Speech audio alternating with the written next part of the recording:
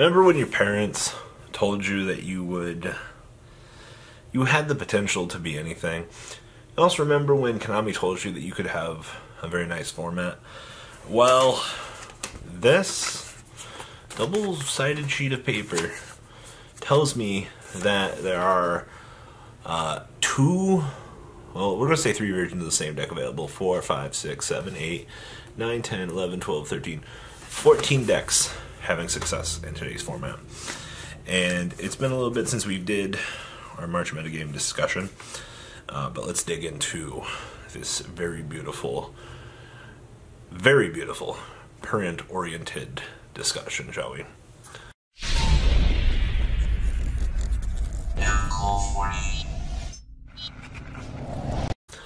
Now, as I said, everybody's parents told them that they could be anything that they wanted to be. This format is literally that. So, cheers. Buckle up, and let's do this. First deck we have to talk about is Wabba-Ding-Ding-Doodle, Pendulum Edition. Now, Pendulum Edition is interesting, and I already did a discussion video on this between the 3 versions of the deck. Standardized version is literally just standard. It's literally just Electromite Turbo. There's nothing gimmicky about it. You typically, you go along with your day, you make your generic ass boards, and you play the deck to the best of your ability. There's literally nothing spicy about it. It's just normal. Now, second version of the deck is the FTK.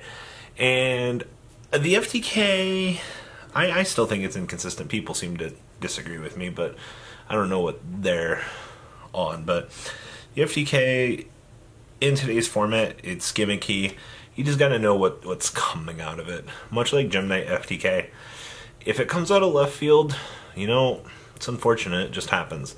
You know, you're not gonna know until they activate Instant Fusion that it's the FTK. You might just be playing against the regular version of the deck game 1, and then game 2 they'll cheese the shit out of you with the FTK. I definitely wouldn't put it across the table as you should underestimate it, but Pendulum Edition has a lot going for it, just in terms of its general combability. And then on the last side of the equation is the Utopic Zexal build. For those of you that I don't really know, Utopic Zexal does not allow you to play the game. And when you're already playing a Pendulum Edition build that allows you to get cheeky, like, that's where the room for innovation lies in this deck. You take out your more standard staples and you get a little bit more risque. I definitely don't think that it's a bad thing, taking advantage of the diversity that the engine can give you. But the Utopic engine has had a lot of success.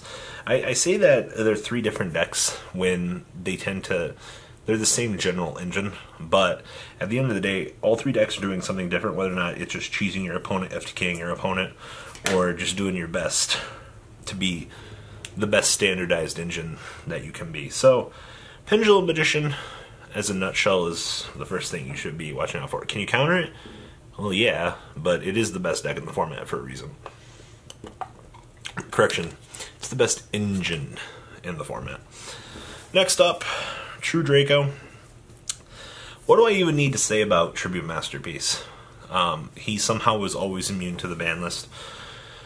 The True Draco engine actually has a really goddamn good Pendulum Edition matchup. Masterpiece, he loses the Borreload. I mean, we know that, but if your opponent can't establish a Borreload Dragon, I mean, you're in a good position.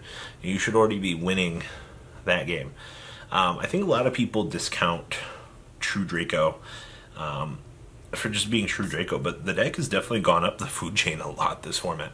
I would argue, besides the Pendulum Edition engine, that True Draco might be, honestly, the second best deck out there.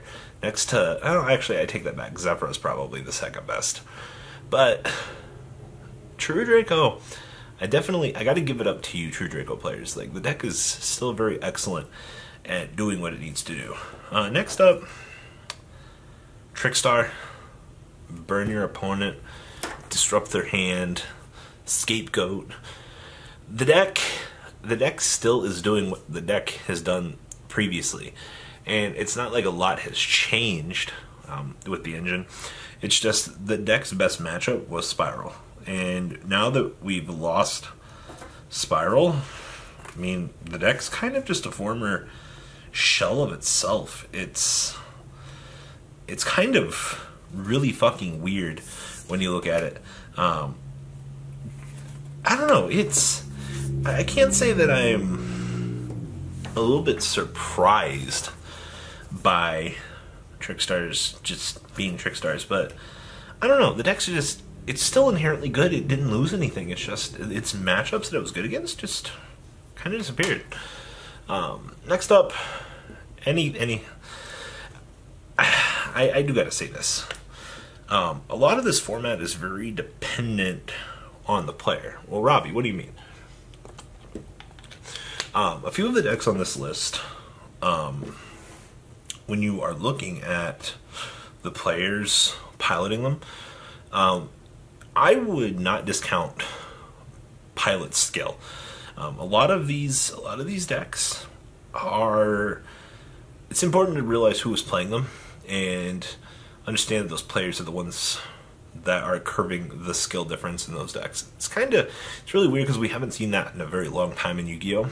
Skill technically being one of the things that brings the deck together. I mean, Ed with Magical Musketeers and Kavatan with ABC, there's a lot of variance there. So keep that in mind, that skill level is something that is dictating this format. Next up on the list, though, 60 card bricks. This I'm not going to elaborate a lot on this, but the zombie engine still very effective. Triple Omega still doing exactly what Triple Omega needs to do. This really hasn't changed. I mean, we've seen this more than anything on the European side of the metagame. But, whew, 60 cards, it's a powerhouse. And it's good to see, but it's ridiculous to play against. Next up, Invoked Mech Knights. Now, I still don't like this deck as a deck, I'll be completely honest with you. I understand why it's gaining the momentum that it's gaining, but I don't like the combos that the deck generates. I actually just don't like anything particularly about the deck itself, but I understand the Kaba and the engine, they're both really good. But at the end of the day, it just, what the deck does and the boards it generates, they're not that good. At least in my opinion. I think of all the top decks right now, I'd kind of throw that in the pile with Paleo. I mean, it's good, but is it really that good though? Next up, Zephyra. Now, we've seen Zephyra take the UDS. We've seen what was it, 2 Zephyra builds top the European YCS. What makes Zephyra so good? Well, being able to search for a card that can prevent destruction is really good. Being able to search for counter trap cards is really good. A lot of us tend to give trap cards a lot of shit. And I'll be honest with you, I don't disagree. Trap cards are pretty bad.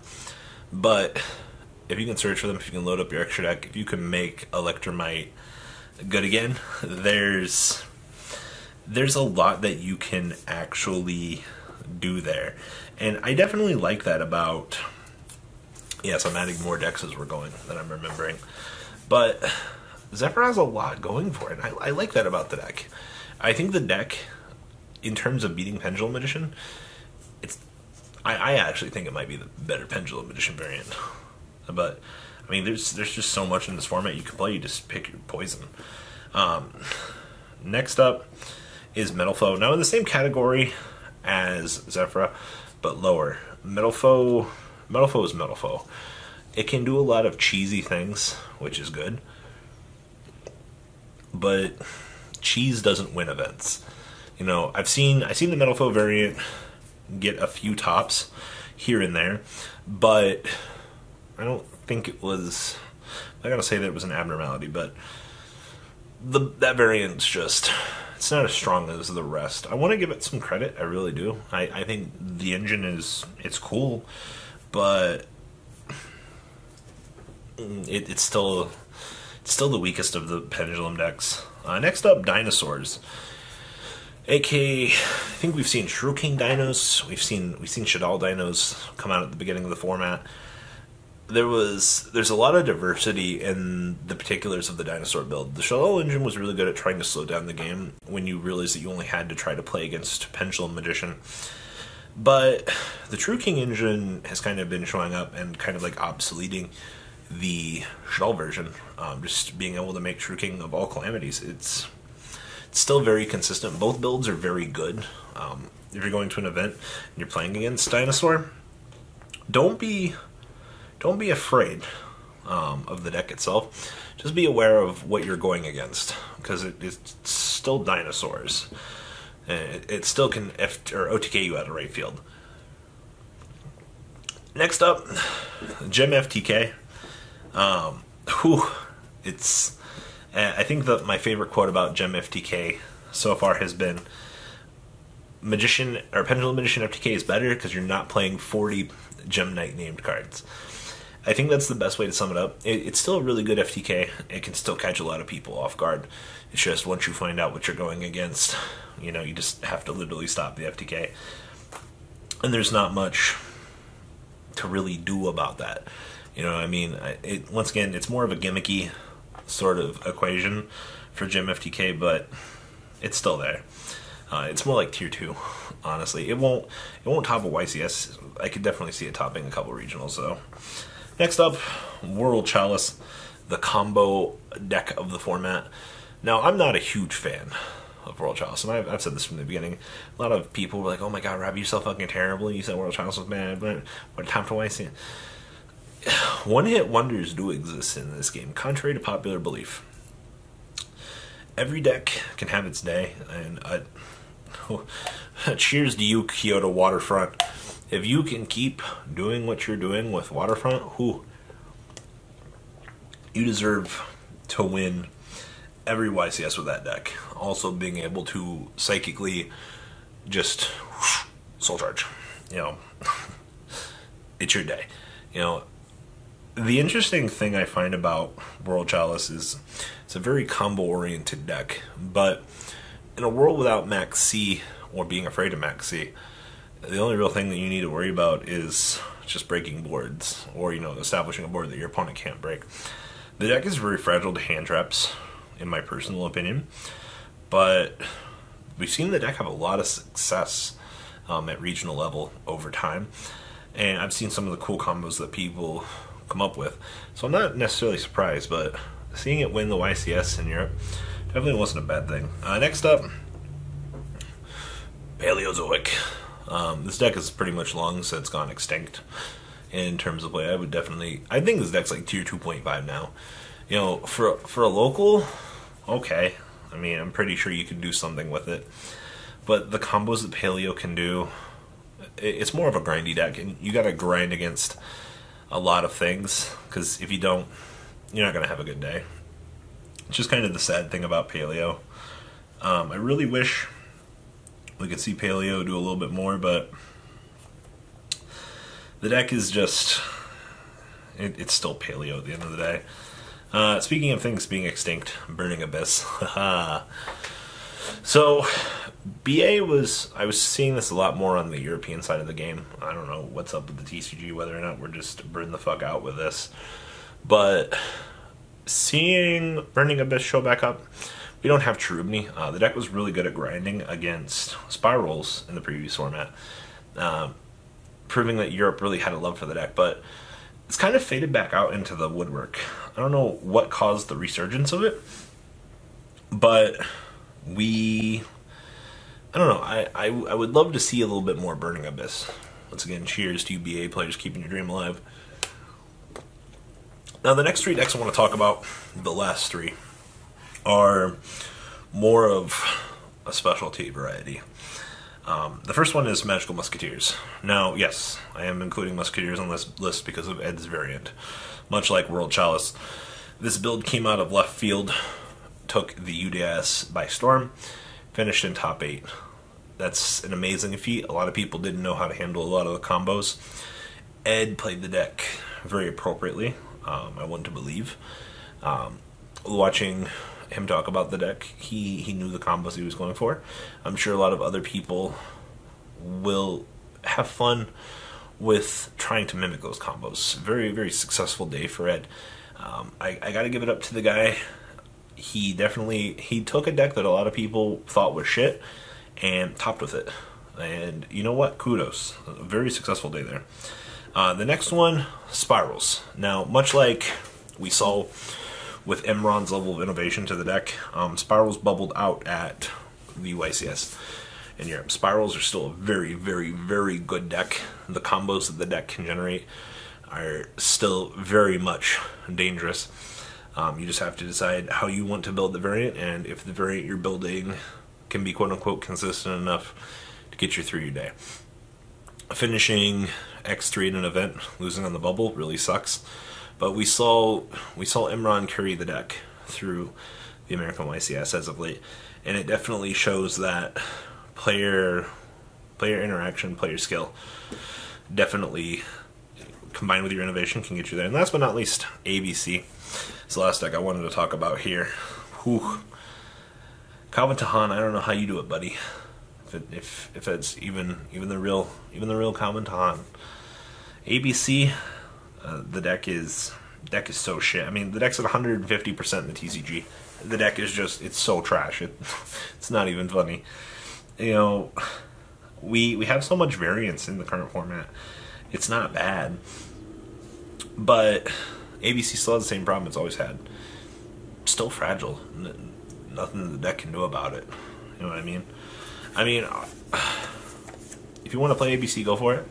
Gives yourself a good budget, but I just wouldn't be shocked. So let's go through these and count these up for different decks. Pendulum Magician Standard Build, FTK, new topic, so 4. True Draco, 4. Trickstar, 5. 60 cards, 6. Invoked Mekk-Knight, 7. Zephyra, 8. Metalphoto, 9. Dinosaur, 10. Gemini FTK, 11. World Chalice, 12. Paleo, 13. BA, 14. Musketeers, 15. Spiral, 16. ABC, 17.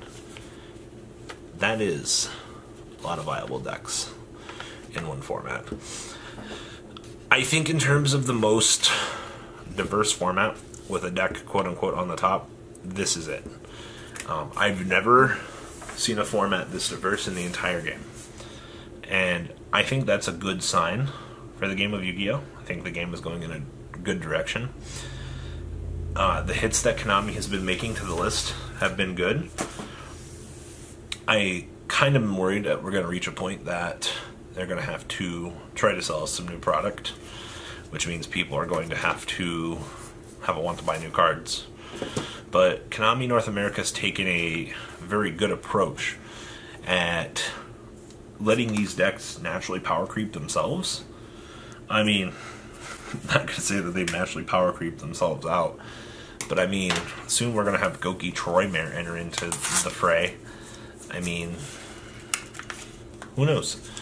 We might have some spicy meatballs coming soon. So leave it for what it is. So, what do you guys think? Leave a comment down below. Tell me what you guys think about the most diverse format in the game of Yu-Gi-Oh! I think this is, if you're playing the game now, this will be one of the best times to ever, I don't know, just want to be in the game in general. I really hate mail. Alright guys, that's all I got. Deucerinos. The ride never ends, guys. Make sure you enable those notifications to get the latest videos that are being posted on this channel. Make sure you guys check out VanCole40 for my Cardfight Vanguard channel. And join me and House of Champions on the Zodiac Duelist TV Twitch stream. I will be interacting with our audiences. And please check out No Limit Gaming and LGTCG.com for the cheapest trading cards on the market. Thanks for watching, guys, and please have a good day.